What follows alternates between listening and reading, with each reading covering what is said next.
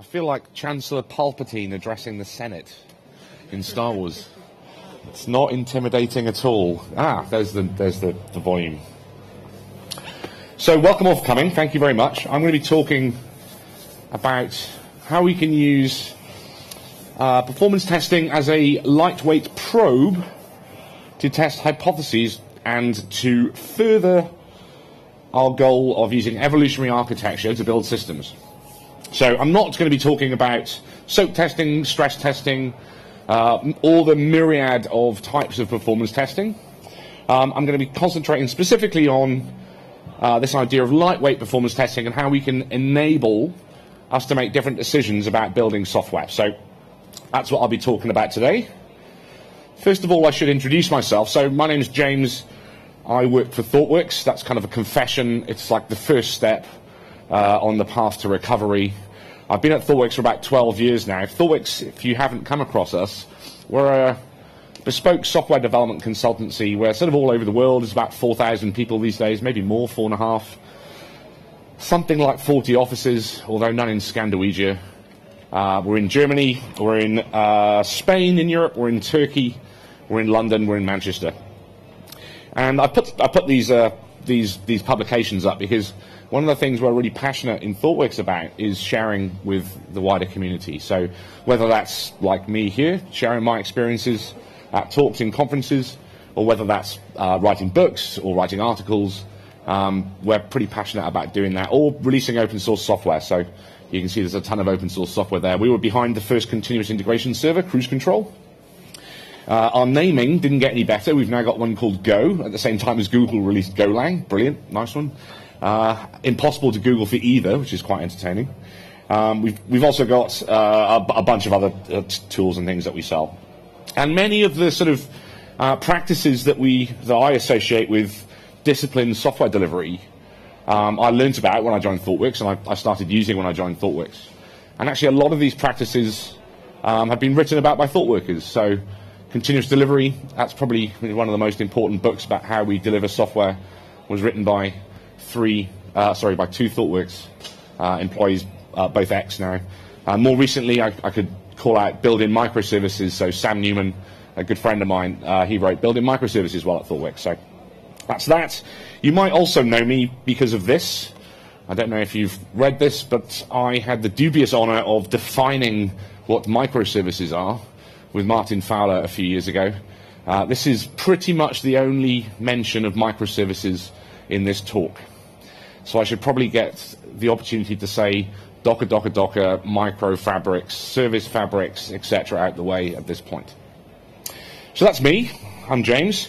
One of the things we call out in this article is this idea of evolutionary design. So one of the core ideas about how you go about building systems of systems composed of microservices is that we don't decide everything up front, right? We don't decide everything when we know the least. And that's what I'm going to be talking about during this talk. So I'd like to ask a question, I guess, which is, how do we normally make decisions about design, architecture, and performance? Because my experience over the years, I've been in the industry, I think the phrase is, if you've been in the industry over 20 years, then you're a greybeard officially. I actually have a grey beard as well, so that kind of makes me a double grey beard. And in those years, what I've sort of noticed over time is generally people tend to make decisions based on experience, which is a good thing, right? The more experience you have, maybe the better decisions you make, depending on the types of experience. Often people will make decisions based on gut feel. So, this feels kind of right. This is kind of how we should go. And oftentimes we make them up front. So we decide everything at the start of a project. It's going to look like this. Even with microservice projects, we're going to build all these microservices. Right, go, my developers, build all our microservices, and they need to look like this. And I don't think that's the way we should be going. I think we've now got a toolkit that allows us to make better decisions about how we go about building microservices, or any other form of software. Come to that. And I'm not the only one, because I was sort of doing some research for this talk. This is sort of these are, I'm opening up the inside of my head to you at the moment, right? You're going to get basically what's going on in my head at the moment about building software. And I was looking online to see if I could find any other examples of what I'm sort of talking about. And funnily enough, I found a book online that exactly describes the story I wanted to tell you today. I tend to find that the most, powerful way of communicating ideas is through narrative, through stories. Whether that's myths and legends, or whether that's fiction, other types of fiction.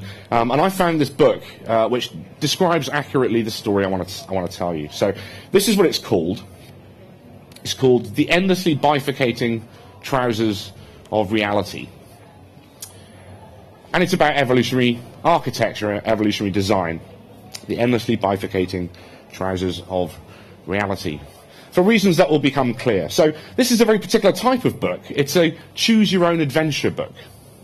I don't know if people have come across choose-your-own-adventure books, but the style of a choose-your-own-adventure book is the story is set up at the start, and then you roll your character. It's a bit like Dungeons and Dragons or role-playing, but for smaller children. You roll your character, and then your character goes off and follows an adventure through the book. And this is what this book is. It's a choose-your-own-adventure book. And the adventure that our hero is going to go on is the story of replacing a pretty substantial content publishing platform for a scientific publisher based in London. So this platform was built about 17 years ago, based on a service-oriented architecture in C++, and was making about $3 billion a year annually, which is not bad going, I think, for an architecture over 15 years, successful by anyone's standard. But unfortunately, a couple of years ago, these content publishing people came to the realization that they needed to replace this platform. For pretty standard reasons, ones that I guess might be familiar to you. So things like we can't get work done quickly enough. It's too difficult to change. The people who've built it have left the company. We need to improve our availability and performance. So, let's take a look at the story. So we start with the history. The lawful good product owners of the publishing house had long lived in awe and fear of their publishing system. In awe, for they had made a tremendous amount of gold, but in fear of the time taken to change them, their slowness and their fragility. A messenger was sent to fetch help from a distant land, famed for its mighty wizards. You have taken up the challenge. And so the way these choose-your-own-adventures work is you get this introduction. It sets the scene. We're going to replace this publishing platform. And the rest of the adventure is about how we did that, or some of the decisions we made. So page 1. You must save the product owners by rebuilding their website. You start off the project. In the course of discussions, you discover that your goals are threefold. You must improve availability, improve performance, and reduce the cost of delay. An enterprise architect approaches and addresses you. You may use, because obviously you've got spells and stuff that you carry in your backpack. You may summon a walking skeleton, in which case you turn to page 4, or you may cast analysis paralysis at the enterprise architect, hoping he'll go away for 6 months, and then you can give him a functional specifications, some nice architecture diagrams, and then the project will probably be cancelled. So let's unpack this a bit. Improve availability. So publishing is interesting, especially paid-for publishing, science publishing. Essentially, what these sites are there to do is to get people in academic institutions or government or people at home to click on links and download articles, right? That is how they make their money. They charge MIT, they'll charge university here, huge sums based on the number of people who click links, who click the articles to download them. So availability is a massive deal, right? If the site isn't there, you can't click on it, right? So you're losing money. And actually, it's such a big deal that they report this quarterly in their results to the markets. The CEO stands up and says, this is how many impressions essentially we got. And so their stock price is directly correlated with site availability. And this has been getting a lot worse over time. The second one, improved performance, right? So they had some very, ambitious goals with performance, mainly because of the rise of the China market. and the fact that the fastest way to get data to Australia is to stick it on a cruise ship and send it there, basically by post. So they had terrible page load times in China, and they had terrible page load times of the order of 16 seconds in Australia. Right? So that's another goal of the project. Let's improve availability, improve performance. And then this third thing, reduce the cost of delay. So the cost of delay is the amount of money you could have made if a feature was in production earlier. Right? So if I could have been making $10,000 every day with this feature being live and it's a month late, then you've effectively lost a month times $10,000. Right? So improve the cost of delay, reduce the cost of delay. So we're going to make a choice at this point. Because I'm an old school software architect, so I'm going to initially choose to cast analysis paralysis at the enterprise architect who's approached. Let's see what happens. You cast analysis paralysis at the enterprise architect. Foolish young adventurer, says the architect. We follow the evolutionary school of architecture here. And we shall have none of the ways, the lawful evil ways of waterfall. The last thing you see before everything goes dark is the architect incanting in a strange voice. You have died, turn to page 1. So that didn't work out very well. So we'll cast something else. We will summon a walking skeleton. So the idea behind a walking skeleton, which is a real thing, as I'm sure you're aware, is that you build a thin slice of your software, all the way from user through to any integration points or whatever it is, a really thin slice, and get it all the way through into production as early as you possibly can. So you don't start building out kind of layers or frameworks. Hey, we'll do the view, then we'll do our business logic in some service down here. We'll build this service first, and then that service, and the website. You build a thin slice all the way through. I think the phrase was coined by Nat Price and Steve Freeman. And there's a great book that they've got called Growing Object-Oriented Software Guided by Tests, which is about how you use test-driven development to actually drive the design of your software. So we can summon a walking skeleton, and what does that look like? Your walking skeleton coalesces in a cloud of noxious gases and solidifies as a Java drop wizard. Oh, I mentioned the J word, application. You reach into your backpack and deploy a content store. Your walking skeleton reaches out its skeletal arms and grabs handfuls of raw XML. Would you like to transform the XML inside the skeleton or use a magic box? So I should point out what's going on here. So essentially the content that we've got, right, content that's presented on a website, this science publishing website, this is stored in a giant S3 bucket somewhere off in the cloud on someone else's computers, right? So we've got a ton of content stored off in the cloud. And what we need to do is fetch that content, use a functional programming language to apply some transformations to it, and then present it as HTML to our users.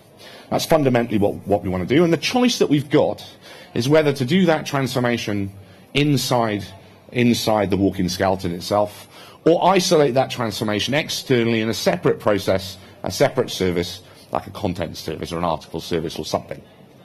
So those are the choices that we've got. And at this point, I'm going to kind of pause. I should point out that the functional programming language is awesome, and it's XSLT, for those of you who want to know. At this point, I'm going to pause, because what we're seeing in this book is a series of choices being laid before us about how to proceed when we're going to build this application out. And this is not a toy application. This is going to replace a publishing platform worth $3 billion a year, right? So we've got this path laid out before us.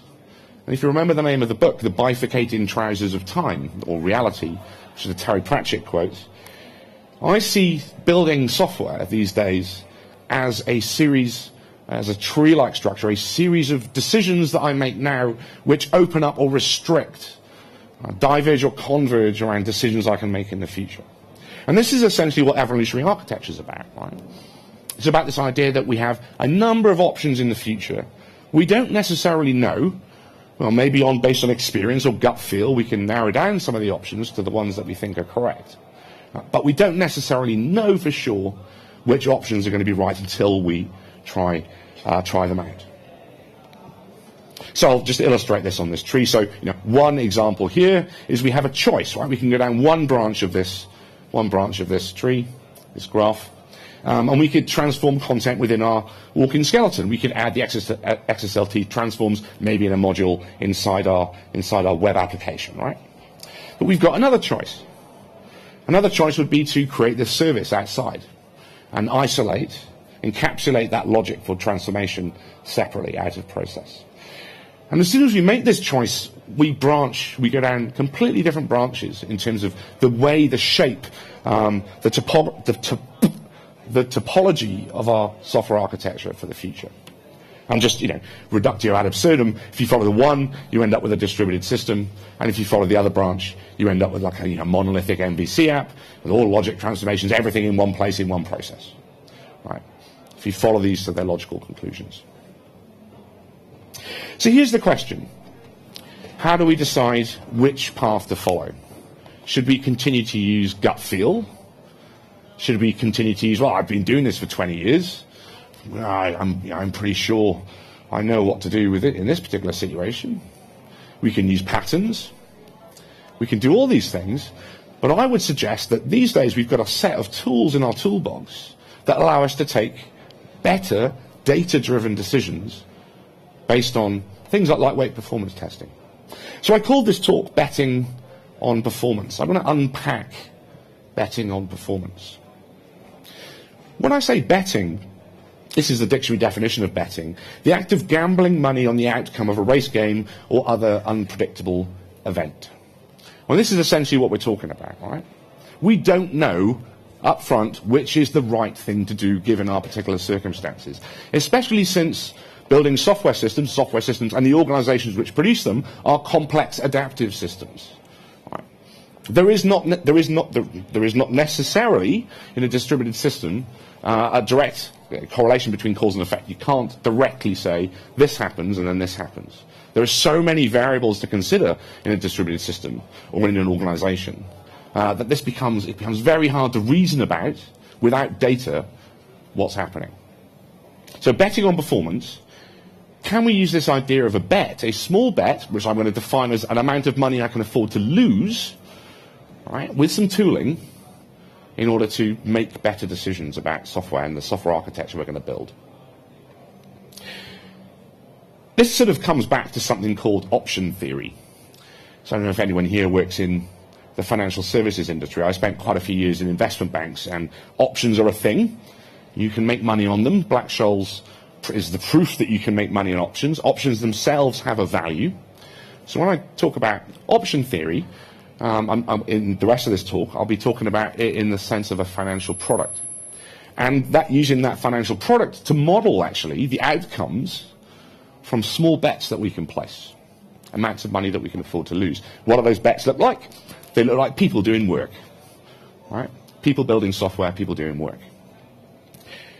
So, my hypothesis, this is a recursive talk, my hypothesis is that evolutionary architecture allows us to place small bets and then reevaluate our decisions based on outcomes. So when we're in a place where we can imagine a number of possible future states, right, in stock market terms, there are a number of options that we could put. Right, we can imagine, maybe I'll unpack options. So in option theory, essentially what you have is you buy a financial product at a certain price, which gives you the ability to buy another financial product at a certain price in the future. Right, that's essentially what an option is. So I say I'm going to make a small bet now that Apple's going to go up. Apple stocks are going to go up. Right, and if in 2 months Apple stocks have gone up above the price I thought they were going to be, I'll have made some money. And if they haven't, I've just lost what's called, I believe, the strike price, which is the price I paid for the option. So what we're talking about here is applying option theory to decision-making in software architecture. I've got a number of possible futures, right, and I'm going to invest a little bit of money. I'm going to buy those options by getting a couple of people to do some stuff, do some things, maybe all the things, to allow me to make data-driven decisions. So evolutionary architecture allows us to place these small bets. Conversely, if you think about it, upfront design is the opposite, right? We had that tree of possibilities, an infinite number of possibilities potentially. What we're doing when we're doing upfront design is we're saying, no, I know best. We're going to collapse all of that to a single path. This is what we're going to do. which means we're not able to take advantage of circumstances changing. We're not able to take advantage of advances that we've made recently. Anyway, I would suggest it's more expensive to do it that way. Back to the story.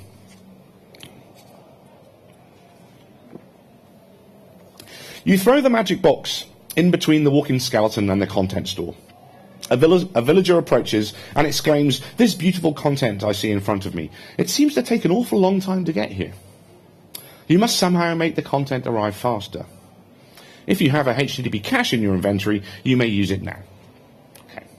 So, and we've got options where we're going to put this cache. I'll unpack the architecture a bit more now. But we could cache in between S3 and our content service, or we could cache in between our web app, or essentially our templating service, and our content service. So, in the end, you have some time into building this product. What we ended up with is this templating engine at the front, which did edge-side includes essentially across a number of different services. So the other services here are things like citations services, recommendation services. You like this author? Maybe you'd like these other papers by this author. That sort of thing. But fundamentally, the core of this, the thing that makes the money, is the content, the thing that a researcher has written and needs to be displayed so that people can read. And we've got these big chunks, 40 meg, 50 meg, 60 meg chunks of XML sitting in S3. In our case, they were sitting in S3 over in the US. And we were building this thing sitting in London, so we had this computationally expensive content transformation service sitting in Amazon, AWS, which was using this functional programming language to transform the XML into HTML, which could be included by our edge-side include service. And what we found initially when we sort of put this into a production-like environment was that our performance was frankly awful. Awful. So these were our goals for the program, for the project. This is global, right? So this is Australia, this is China. So it was a 0.8 seconds time to first byte, and then 1.5 seconds for page load. And there's a team of about 30 people working on this, I should point out. And when we started running, when we sort of started running some tests on our production-like environments, this is what we found. It's only about 3 weeks in. We ended up with a page load around about the 35 seconds mark. Oops, I think is what you say to that. Oops. So these are our initial observations. You've got about 35 seconds. So we're like, we think we've detected some performance problems, and everyone else in the room said, "What, you think you've detected some performance problems?" So we thought, okay, what's the simplest thing we can do? What's the smallest bet we can place to work out where these performance problems are and to address them? Going back to my tree again, at this point we've progressed down this route, this evolutionary pathway, and we've detected some performance problems. And someone on the team said, as you do, let's just add this cache, right? It's in the story I've already explained. So let's just add a cache. And where are we going to put the cache? We've got these options. Maybe we'll just put this cache in front of our computationally expensive service. Now this seems like a good bet, right? Because we know most of the time from the tooling we've built up around this is spent in this computationally expensive service. We also know that fetching stuff from S3 across the Atlantic is going to put at least 100 milliseconds on every single call. That kind of sucks. So maybe we can kill two birds with one stone. We'll stick a nice varnish cache in front of our computationally expensive service. Then we'll save the transformation cost and the fetch. That's kind of nice. We're using HTTP, we're producing HTML. One of the nice things about RESTful architectures, of course, is you can put caches in lots of places. Use them as reverse proxies. But the problem comes when we considered the actual types and access patterns of the content that we had in S3. Now, the funny thing, I'm sure you've heard this phrase, the long tail of content. Now, access patterns for content which has a long tail, doesn't necessarily fit with caching. Actually, the problem is even worse for this sort of content, scientific papers. There are millions of these things going back decades and decades, in some cases 100 plus years, right, sitting in this content store in S3, right? And in essence, when a new article is published, it might get some hits initially, but then essentially the whole thing is a long tail. Right? So in order to cache this stuff, we've got some issues. Yeah, essentially, if you plot this sort of axis patterns or hits versus misses and things as a histogram of page load time, what you end up seeing is when cache hits predominate, as in if content is accessed a lot, then you can get a big decrease in latency, right? So you can get a big decrease in page load. But if you've got this entirely long tail, which we do with the content publishing data set, with the content data set, essentially we end up with not much benefit unless we pre-populate the cache. So at that point we're kind of scratching our heads. Ooh, we're going to have to do some cache pre-population, right? Okay. Well, that leads us on to things like what happens when the content changes. How are we going to make sure that the cache is up to date? Okay, well, there's a famous quote. This is the origin, I think. This is from the C2 wiki, rather. There are only two hard things in computer science: caching, validation, and naming things, to which some bright spark added and off by one errors. But suddenly we're in this position where we're making a decision that's going to have quite broad architectural consequences. Just where are we going to put this cache is turned into, where are we going to put this cache, how are we going to build a system that's going to invalidate content when content changes, how are we going to refresh the cache, do we need to pre-populate the cache because everything's a long tail? Ooh, head scratching. So this, let's just add a cache. Let's just add a cache, I would say, said no one ever, right? It's not the first thing you reach for. So, coming back to the title of my talk, I'm going to unpack the second line, betting on performance, a note on hypothesis-driven performance testing. I'm not sure if people, I can't see, so I would ask you to put hands up, but I'm not going to make any sense of it. So I would ask you if people in the room knew who this guy was. So this is Dick Feynman, who's the Nobel-winning physicist and sort of card, I think you can sort of say, bongo player, safecracker, got some great stories about finding like subcritical uranium dumps in Los Alamos and things, and breaking into the highly restricted safes containing sensitive documentation and things.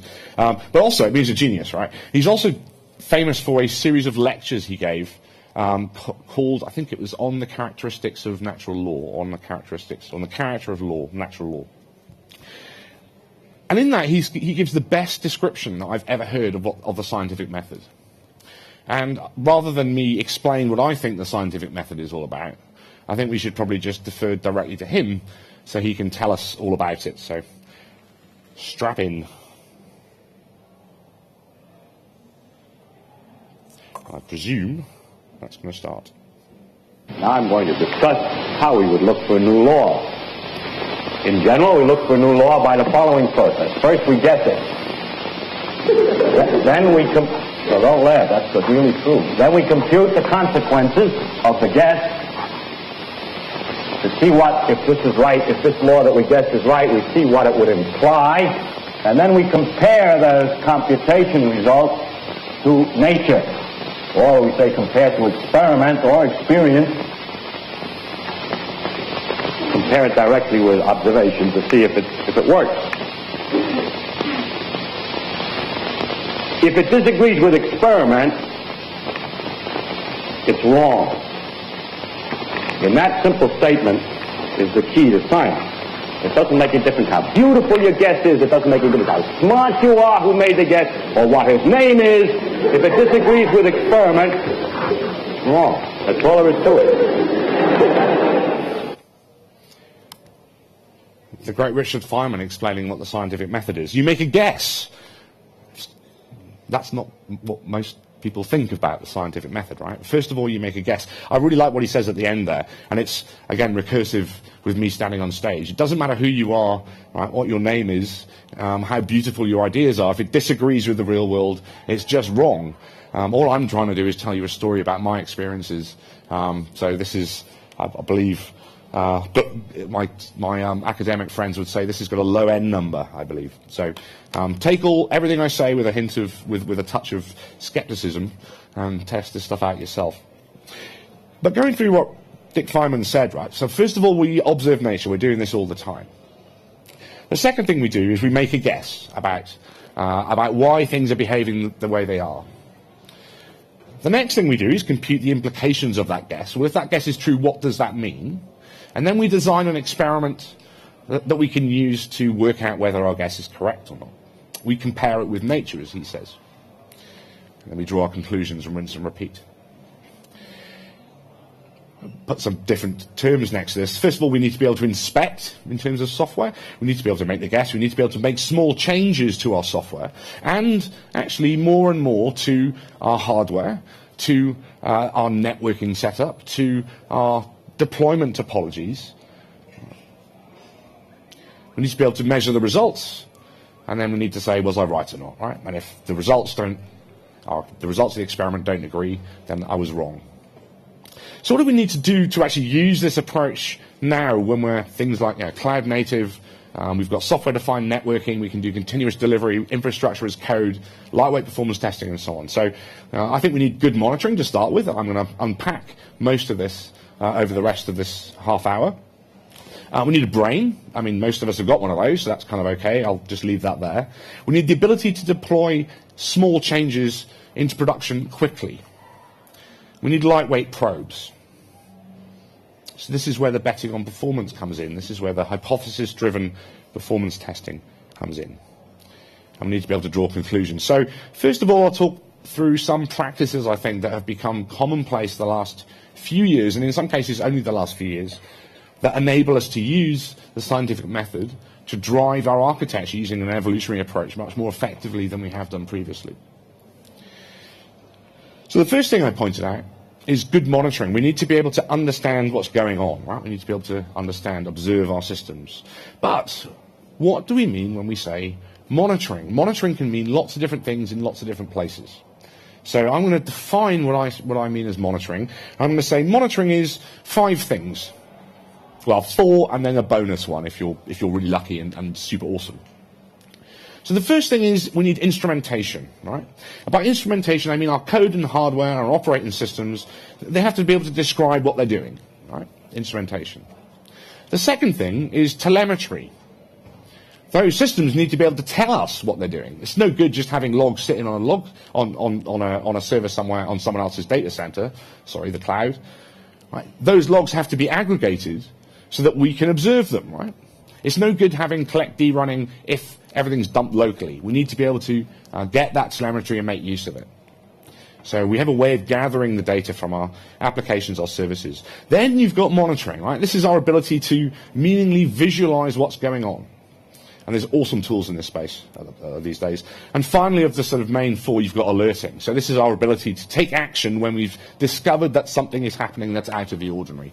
And the bonus one at the end is predictive alerting. So this is, we can tell before something goes wrong that something is about to go wrong. We can tell a hard drive is going to fail before the hard drive fails because on average in our data centers, they fail every X number of days.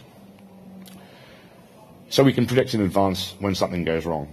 So what I'm talking about here really is the first 3, instrumentation, telemetry, and monitoring. These are really useful for running, essentially, experiments, right? For understanding which of the options that we can think about, or we can imagine, which of those options are the best, quote, or to buy, rather.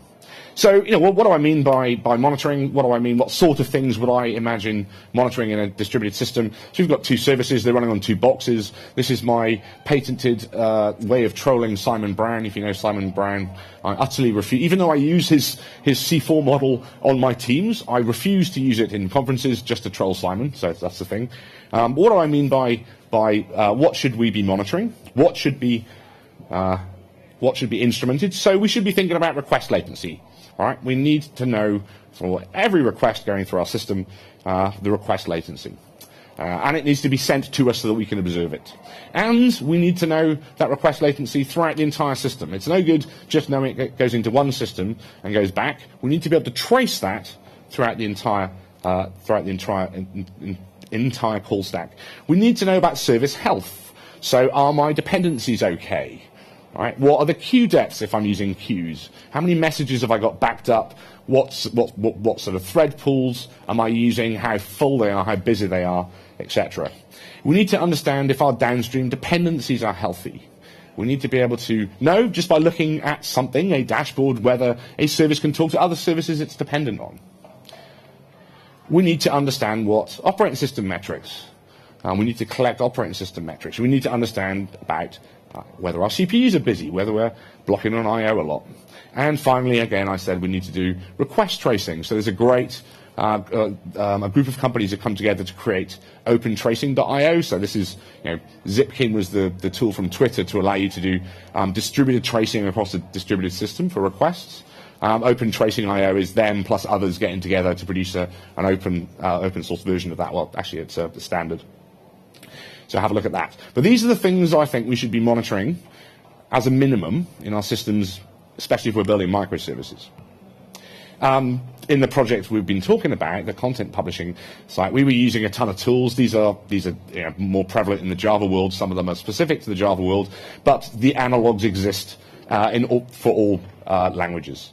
So things like Hystrix for circuit breaking. We were using Graphite to do visualization dashboards.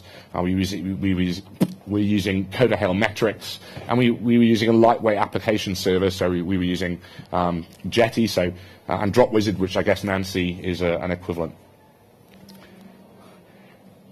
And we had a ton of dashboards. So even when we were in development, we had a ton of dashboards. This is one of our Graphite dashboards, which shows us how long requests are taking for various types of requests. So user requests coming in from real people, also requests between services and so on.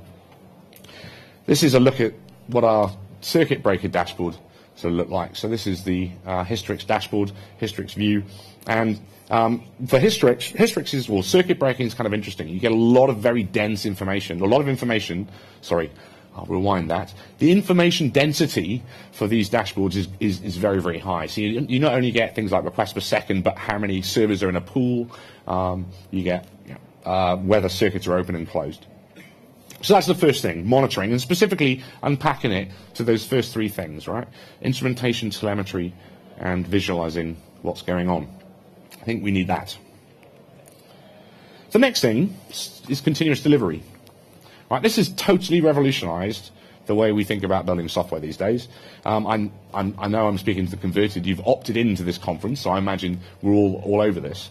I'll just go into a little bit of detail about it. These are this is my three monkeys of continuous delivery. So this was at a conference over in Aarhus. We were at a friend's house having dinner. It's Dan North, Sam Newman, who's around, and with the guy with his hands over his eyes is Jez Humble. The three monkeys of CD. So what do I mean by CD? Well, I mean, I want the ability to safely and sustainably push single line of code changes all the way through from my machine into production, right? So, I'm sure you've seen build pipelines before. This is my little Lego dude. Hey, it works on my machine. I'm going to push that into a repository, and that code is going to be automatically pushed all the way through into production, right? And I don't just mean code for, functional code for the functional software we're writing. I mean all code. So I include infrastructure code. So in this project, we were using Ansible to manage all of our environments and to manage our production deployments. So that should also be, we should do continuous delivery on our infrastructure code too. And obviously, we get more prod like one way. But we want things to fail early and fail fast. We get faster feedback the other way. Well, if we've got these things, what does that mean then, especially with things like continuous delivery? Well, with continuous delivery, we can actually go through this loop really quickly now, right?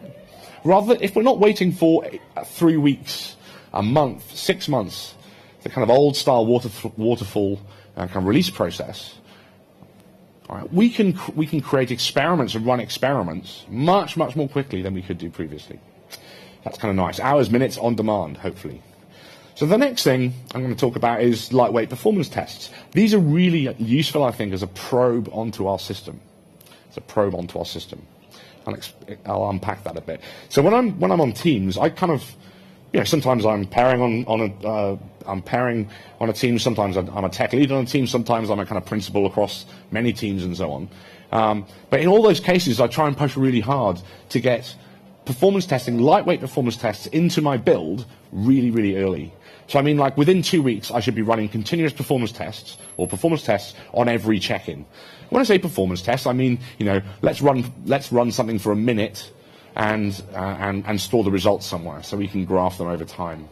Because the nice thing with that is, not that, even if it's not run on a representative production-like environment, we get this sort of ratchet effect where we can observe whether our performance is increasing or decreasing over time. So as a developer, when I check in some code, my little performance test runs, maybe it's branched off in a separate pipeline, I can go and have a look whether I've made something a lot worse or not. So lightweight performance testing, we called this out on the technology radar, ThoughtWorks technology radar some years ago now.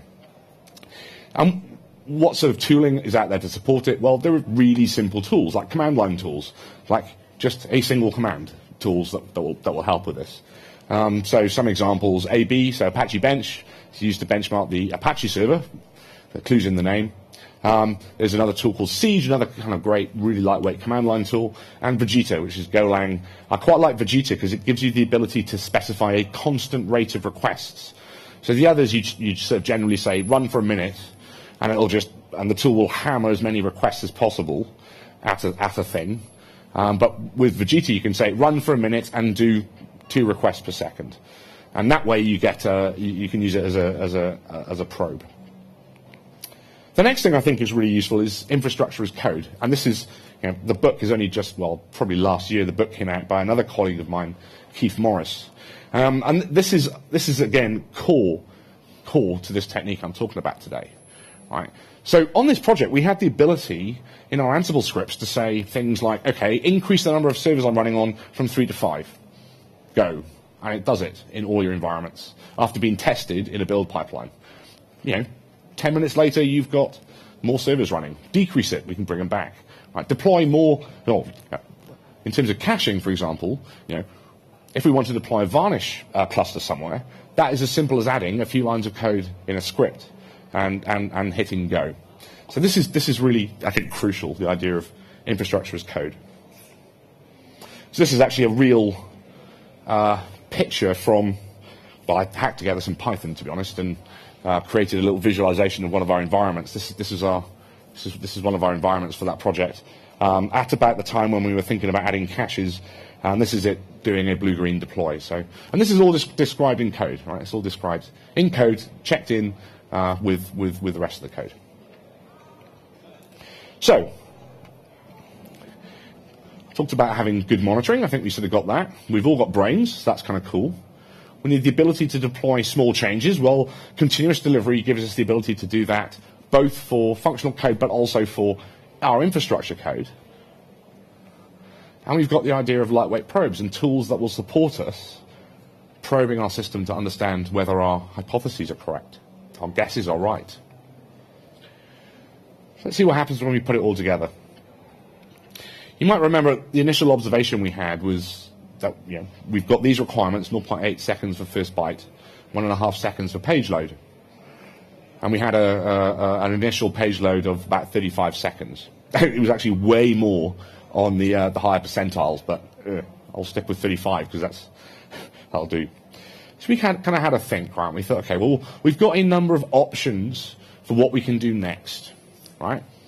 And each of them is going to cost some money because we're going to have to spend some money to fix this thing, right? But what's the smallest bet we can place, right? What's the smallest bet we can place?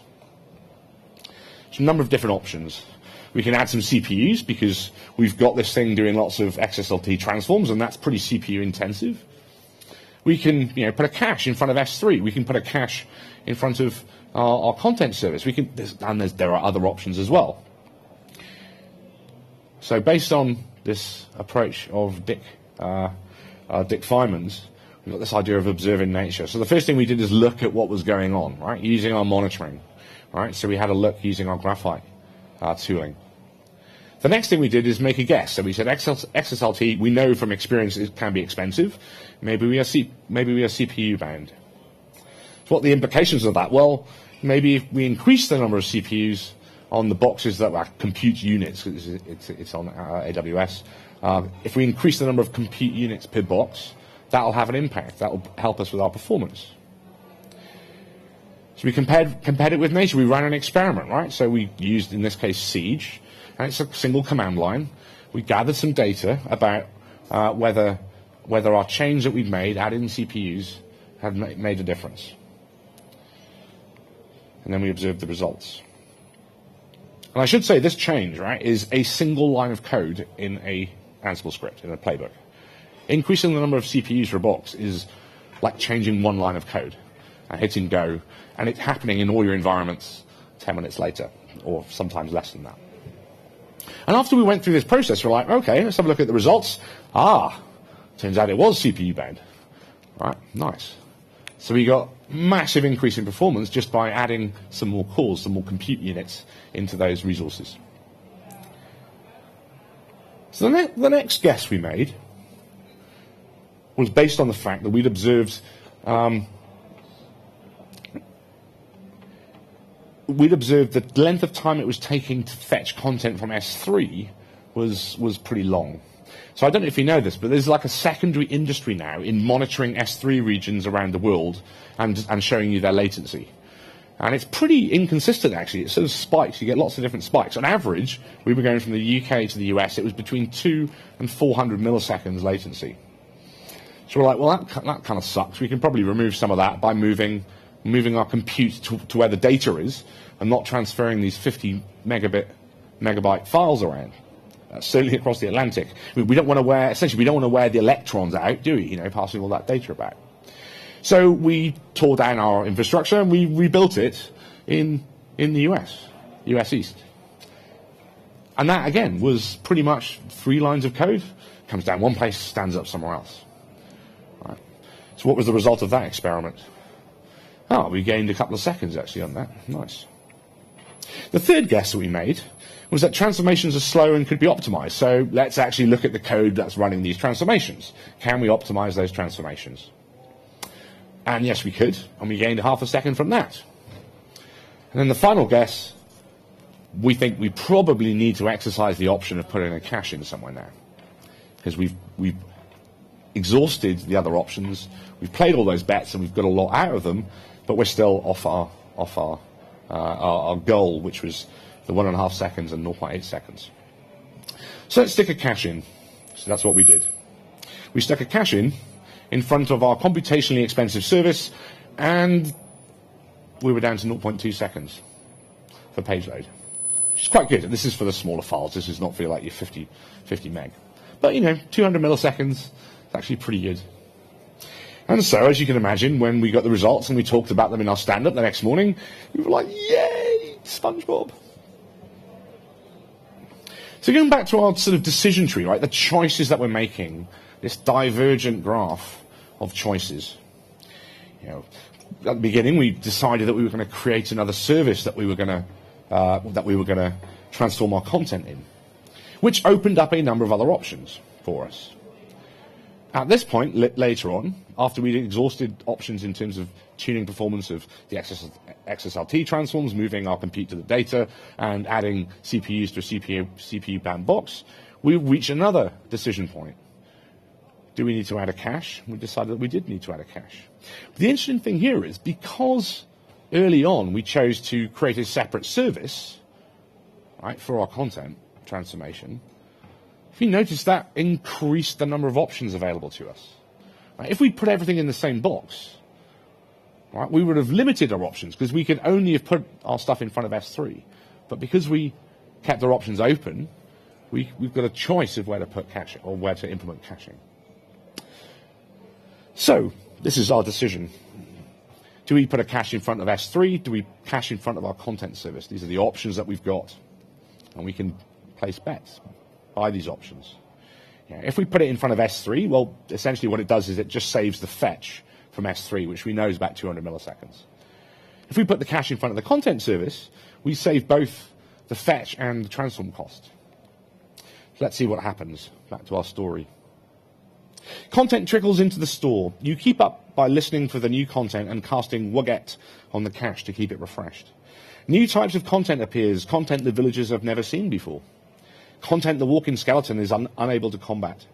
Every time the structure of the content changes, the cache must be refreshed. The cache grows and grows until it is the size of the great Wahui of Barathrabob or something.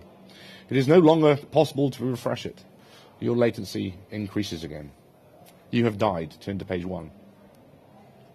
So by putting the cache, I'll unpack this, in front of our content service, yes, we saved the time it was taking to transform the content, and we were saving the fetch time. But we actually limited our ability to deploy changes. Because every time we wanted to make a change to that API, we had to refresh terabytes of cache. And the whole thing came crashing to a halt. It turns out that option wasn't a particularly great one to start in the end. It was a sort of dead end, if you like, an evolutionary dead end. But that's fine, because we have other options we can place, and we've got the tools in place, right, to make other bets.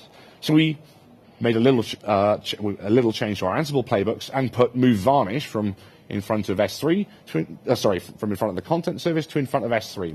Moved it one down. At that point, even though we didn't save, the XSLT transforms, we got more or less the same benefits. Yeah. So, I think at this point, it's probably time to close this book. So what I've talked about over the last sort of 50 minutes or so really comes down to this idea of option theory, real options, and our ability to place bets, and the ability to use tooling that we now have available and practices that we now have available to decide different things and to make different decisions about our architecture than we have done in the past. Cheaply, right? We no longer have to think really hard up front, because changing things afterwards is expensive, especially hardware, right? Especially big design decisions. That's gone. That's like in the past. Right? We have the ability now, with infrastructure as code, CD, and lightweight tooling, to make small bets, place small bets, many of them, and go where our path takes us. So I often come back to the art of Unix programming, and in the art of Unix programming, Eric Raymond describes various conversations with various other Unix luminaries. One of which he sort of boils down to a quote from Kent Beck. Make it run, make it right, then make it fast. Also, he's got these 17 rules of Unix programming, right? This is 40 plus years old now. And there's a few that apply here. Rule of simplicity. Design for simplicity, add complexity only when you must. I could add to that actually now and say we've got the ability to design for simplicity and add complexity, or buy the ability to add complexity later if you need to. The rule of economy, programmer time is expensive, conserve it in preference to machine time. The rule of optimization, prototype before polishing, get it working before optimizing it. So I'm going to leave you with these thoughts. So I think evolutionary architecture, it keeps our options open. It doesn't collapse the things we can do in the future. It doesn't collapse all those options down, which upfront design does. Right? We've got continuous delivery. We've got lean product engineering. You might want to say lowercase agile. I don't really mind. I talk about lean product engineering these days. And we've got infrastructure as code, and they reduce the amount of money we need to spend placing bets. We don't need to place big bets anymore. We can place really small ones and more of them. And then we've got this idea of lightweight performance testing. Doing this early and having good monitoring and things in place, they allow us to make guesses and test our hypotheses. So we can actually approach this, like Dick Feynman said, using the scientific method. And that's all I got. Thank you.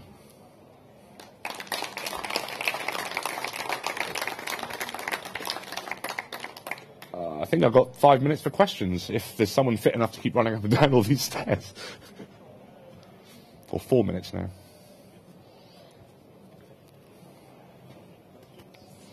I can just see lights, so. There's one in the front. It's always the people in the front row who have the difficult questions. This is, especially the guy who's already done a talk about performance in this. Okay. So my question is, you mentioned Richard Feynman and calculating the effect of those things. I haven't seen a lot of calculations there. Now, maybe you've just skipped over it, which is, okay, so how would you know that adding CPUs is going to make a difference? So are you saying we should be calculating that, looking and going, am I CPU bound here, let's do that? Or are you saying, well, actually, damn it, why don't we just try? Would you prefer a sort of kind of, we think it's that, and then just explore? Or would you want to say, actually, let's do a bit more calculation? Or do you think that that's just on a whichever you prefer at the time basis? That's a great question. So the question was, do you just, is it a case of, something is slow, let's put more CPUs in here, right? Just that's the guess. Because we could have said something is slow, let's put more CPUs in one of our other services or in the web front end instead.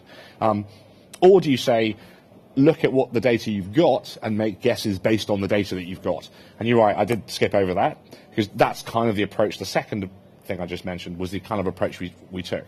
Because we had that visualizations, we were able to look at the length of time requests were taking between each of our individual services, and the length of time actually processing was taken in each of our individual services, and then make a guess essentially based on that data. So we could see that method calls that were running XSLT transformations were taking a really long time, and we could correlate that with the fact that our CPUs are redlining, right? We could say our guess is that we're going to if we increase the number of compute units, we'll get some performance improvements. So yes, does that answer the question? Yeah. Yeah, cool. Yeah, sure. I should have clarified. Thank you.